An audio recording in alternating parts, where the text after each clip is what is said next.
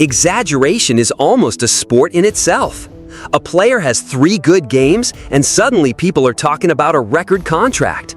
The fans barely recover from a disappointing season, and here comes the news pushing expectations down their throats. But there are times when even the blindest optimism can't justify certain ideas. Subscribe to the channel, leave your like and your comment. The name that has entered this whirlwind of premature expectations is Bryce Young.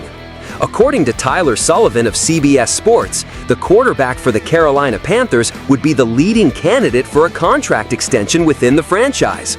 That's right, the same Bryce Young who was the first overall pick in the 2023 draft. The same Bryce Young who lost 22 games in 2 seasons. And, let's be honest, only started showing some signs of progress in the latter half of 2024. Still, according to Sullivan, if he maintains this momentum, he could end up receiving a contract more valuable than many expect. The analyst cites Trevor Lawrence's case as a comparison, who also started poorly but is now one of the highest-paid QBs in the league. The difference is that Trevor Lawrence had consistent growth, led Jacksonville to the playoffs, and showed leadership. Bryce Young, so far, has shown flashes. Just that.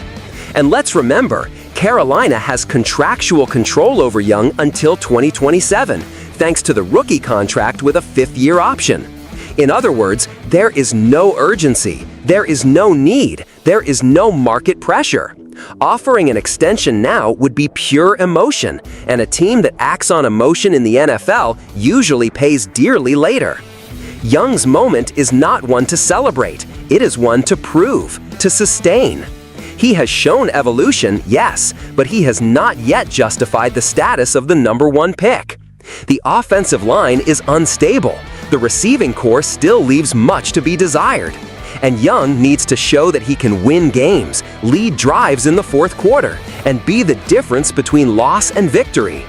Doing this for 3 or 4 games is a sign, but doing it for 17 weeks is what defines a franchise quarterback. And so far, Young has not done that. If the goal is to think about extensions that have a real impact on the roster, then the focus should be elsewhere. The offensive line is where it all begins. And this is where 2 names come in, Taylor Moton and Ike Ekwonu. Moton is the reliable veteran. He is entering the last year of his contract. Renewing with him not only ensures protection for Young, but also frees up nearly $13 million in cap space. Ekwonu, on the other hand, is the young player with the potential to solidify on the left side. It's not a slam dunk yet, but maintaining continuity on the OL is a bet that usually pays off. An extension now with Ekwonu wouldn't bring immediate savings, but it would secure a pillar of protection in the medium term. That is strategy. That is vision for the future. The comparison to Trevor Lawrence is also forced. Lawrence, even with setbacks, had moments of stardom. He led comebacks. He evolved under Doug Peterson. He made the playoffs.